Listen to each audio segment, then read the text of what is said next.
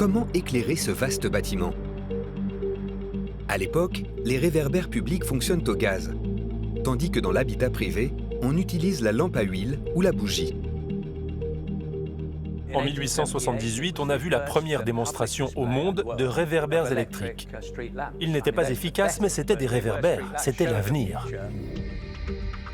La lampe à incandescence d'Edison n'est inventée qu'en 1879 et présentée aux Français lors de l'Exposition internationale d'électricité en 1881.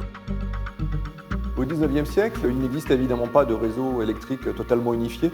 Il existe au contraire une multitude de petits réseaux, de petites centrales. Ces concessions sont accordées à des entreprises privées pour produire de l'électricité et l'acheminer par des câbles aériens tirés au-dessus des toits. Le réseau de distribution est donc morcelé. Et les architectes décident tout simplement de créer leur propre usine électrique en 1883.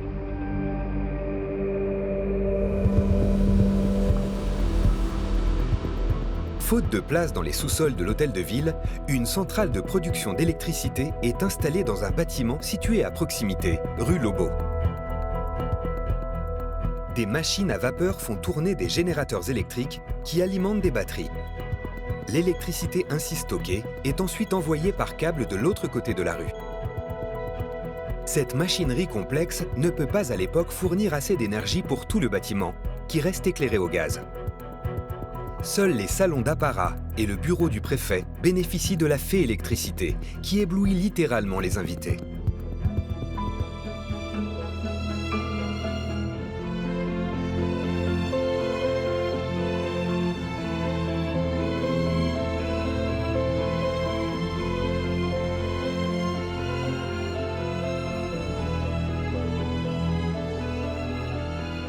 On arrivait à la réception dans la salle des fêtes avec un scintillement magique. Et là, ça y est, on s'en allait vers l'éclairage électrique et on montrait vraiment le faste de réception. L'hôtel de ville va aussi se doter de téléphones et d'ascenseurs hydrauliques, qui n'en sont alors qu'au stade de prototype. C'est l'un des premiers bâtiments, à l'exception d'un ou deux hôtels, à installer des ascenseurs. C'est alors une invention très récente. Ce n'est qu'en 1867, à l'Exposition internationale de Paris, que des exposants venus de New York et de Chicago ont fait connaître l'ascenseur. Derrière la qualité réelle des dispositifs techniques, derrière la qualité réelle des matériaux, il y a une foi extrêmement importante dans le progrès. De l'extérieur, rien ne laisse transparaître cette modernité. L'hôtel de ville est surmonté d'un campanile, dernier élément architectural à être édifié. Il culmine à 50 mètres au-dessus du parvis. 3 cloches pesant près de 4 tonnes, reliées à la grande horloge de la façade, donnent l'heure aux Parisiens qui ont enfin retrouvé leur municipalité.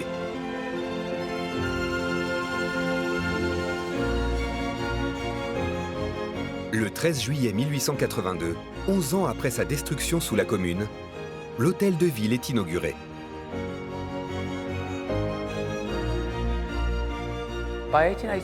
En 1882, c'est un bâtiment opérationnel.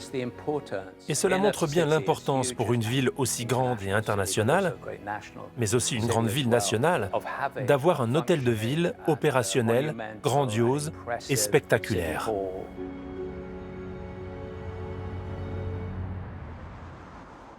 Mais l'hôtel de ville n'est pas terminé. En fait, c'est le gros œuvre qui est terminé. Pour la décoration intérieure, il y a un énorme travail à venir et qui va encore durer des années. On peut dire entre 1882 et 1906, pour l'essentiel. Pour les décors intérieurs, l'hôtel de ville va reprendre les codes esthétiques du passé. L'hôtel de ville, c'est un vivant paradoxe. On a voulu mettre en avant le progrès, mais en même temps, on s'inscrit dans une continuité et dans une volonté de prestige. Or, le prestige, jusque-là, c'était essentiellement des bâtiments monarchiques. On pense au château de la Loire, on pense aux palais impériaux. L'idée, c'est de retrouver dans le bâtiment, dans l'hôtel de ville, des éléments qui sont des codes de la monarchie. Plafond à caissons, cheminées dignes de trôner dans des châteaux, parquets de bois précieux comme le palissandre ou l'amarante, tentures de soie ou encore marbre polychrome, on ne regarde pas à la dépense. Les salons sont dorés à la feuille d'or, ce qui n'est même pas le cas à Versailles. Il y a 98 lustres en cristal de baccarat dans l'hôtel de ville de Paris. Et le plus important pèse entre 450 et 500 kilos. Donc vous voyez, c'est vraiment la volonté de la République de faire le plus beau possible pour la maison du peuple.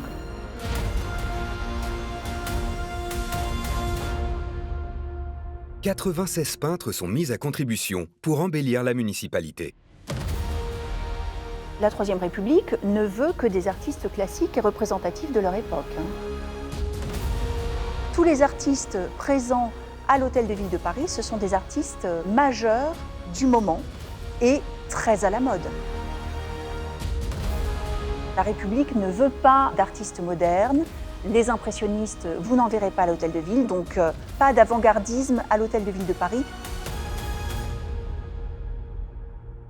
Ils exaltent le travail des champs, l'histoire de Paris et de ses luttes pour conquérir les libertés municipales, mais aussi les arts et la science. Ici, pas de souverain en majesté, ni d'allégorie sur le pouvoir de droit divin. L'attachement aux valeurs républicaines se niche dans les détails, comme dans la salle des fêtes, copie de la Galerie des Glaces de Versailles.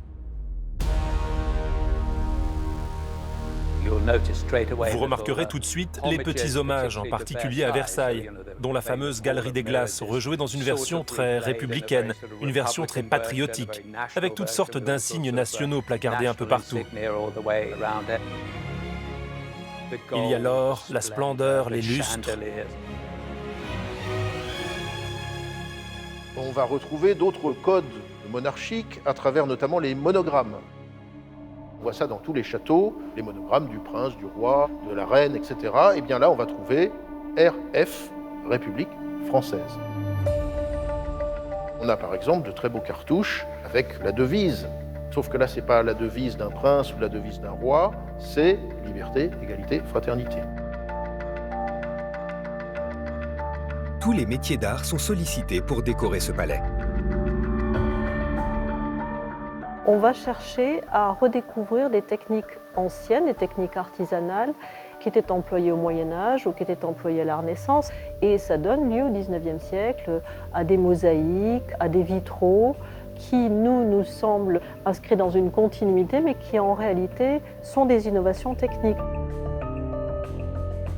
Les vitraux de la Galerie du Conseil dressent la liste de ceux qui ont dirigé Paris depuis le Moyen-Âge.